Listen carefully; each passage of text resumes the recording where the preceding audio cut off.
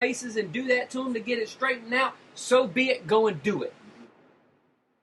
That's his. That if that's the way he's got to coach that way. Let him do it. Nick Saban ripped people up one side and down the other.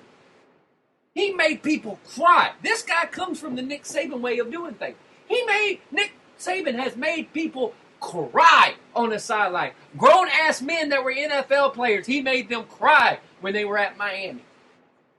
Did we get mad when he did that? No, because they were getting paid for it and they're grown men.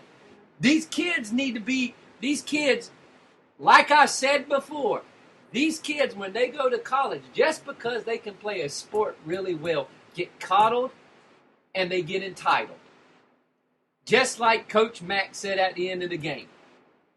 You should have no entitlement just because you won one stinking football game. You should come every day prepared. Tape your ankles like you're ready to go to work. Don't come to practice. 30 of them didn't come to practice with their ankles taped because they were entitled because they won this one ball game.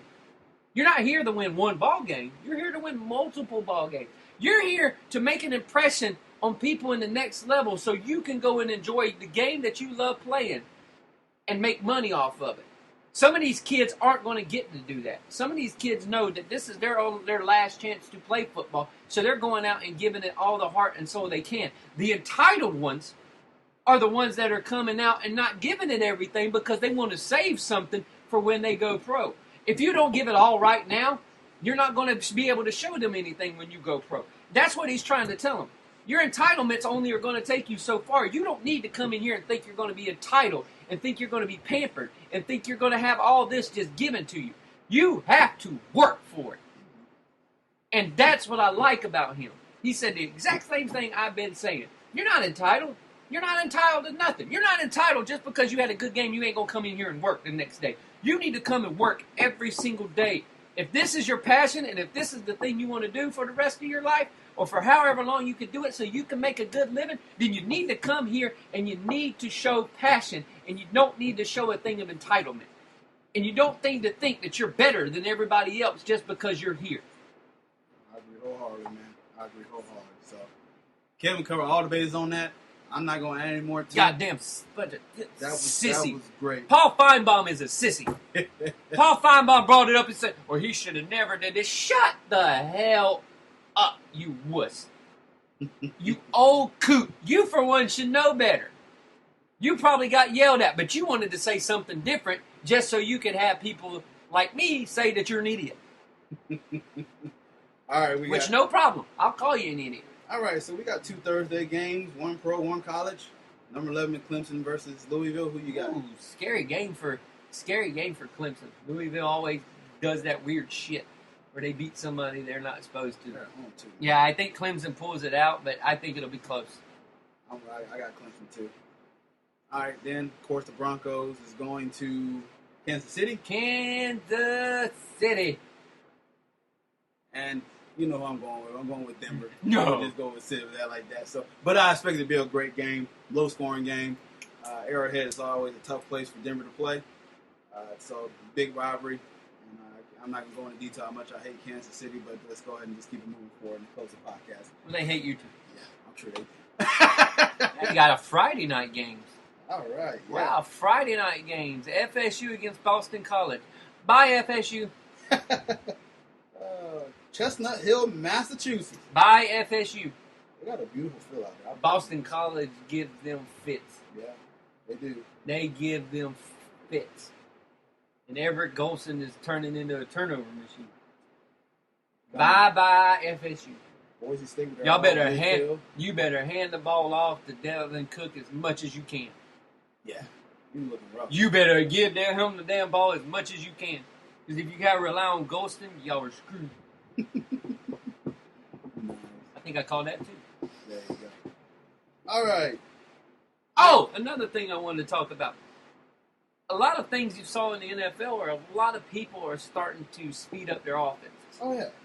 The younger the teams are getting, or even the older, the middle of the pack teams are still huddling and everything. But the older the quarterbacks are getting and the younger the quarterbacks are getting, you're seeing NFL teams starting to speed up their offenses. I know Denver runs a little speed up on offense.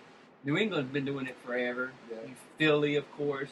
Everybody with Chip Kelly coming in thinking, okay, he's running them 5-6 seconds faster than some of these other teams They have are like running. 20 seconds on the shot on the Yeah, clock. they're running them. They're running them 6 seconds faster than most other teams. Yeah. But they're still people are running with pace. Minnesota was running with pace.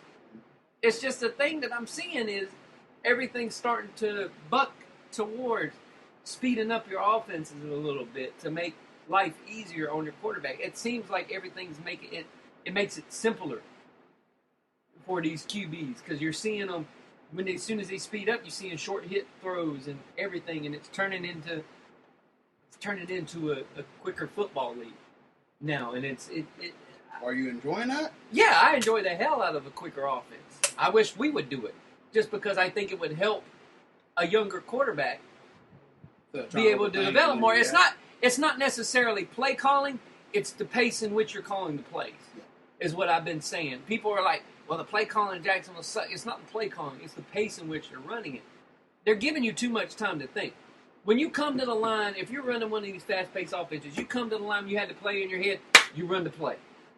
You don't think twice about it. You don't do everything. You don't have it simplifies almost if you want to sort of read it. The more you're in a hurry, the easier it becomes. If that makes any sense. The hurry up is creating it easier to come, especially in 2-minute drills. Like if you come into a 2-minute drill, it seems like it's making it easier. Mind you, the defense is playing in a 2-minute or in a prevent offense. But even during the game, if you start hurrying it up, you can see the defense is getting tired and tired and tired and tired. They start to slow down a little bit. Their pass rush becomes anemic. You roll the quarterbacks out. That's what I've noticed a lot of, too. People rolling their quarterbacks out away from pressure, especially if your offensive line is iffy. I would just like to see my team run more of that kind of stuff. Mind you, you can't run that type of stuff in New England or Denver. But when you've got a younger quarterback who's a little mobile, you can run that type of stuff. What y'all do? You got a mobile quarterback in Bortles. Yeah, the pace has picked up a lot. But when you watch these different teams with their different type of paces, it amazes me that not almost every team in the NFL is using that right now. You think they should? The defenses. I mean, I was looking at Atlanta. They was getting gas in the later quarters there. So yeah, in the late part of the game, there was gas, and that's what you want. Early in the game, nobody's going to be gassed. But as it comes on into the third and fourth quarter, Atlanta was looking like, just get us if Philly had the ball there at the end, if not for a stupid throw, they could have easily won that game. Yeah, but won the game. Yeah. But they had them gassed. They had them gassed, which brings me to our next point. You got DeMarco Murray using. For God's sake, use him. How much you pay the guy? For God's sake, I know you got 437 quarterbacks, and I know Chip Kelly is so damn stubborn that he thinks he can do anything with any person. But damn, you paid this dude this much money. You pulled him away from your rival. Use his ass. Unless you were just holding him until he played Dallas. But you should have used him. Definitely. But like I said, week one, Philly is still one of those contenders that can still do a lot of damage on forward. So yeah, it's just week one. But use your dudes when you got them. Definitely. Minnesota, all y'all, just use them. All right, let's close this bad boy. Make sure y'all stay tuned out throughout the week.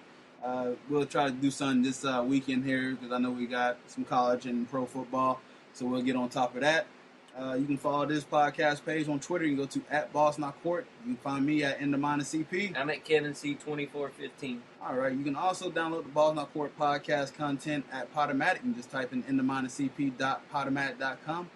You can also go like us on Facebook. Just go to our Facebook search bar, type in Boss Not Court podcast. You'll see me and Kevin there chilling.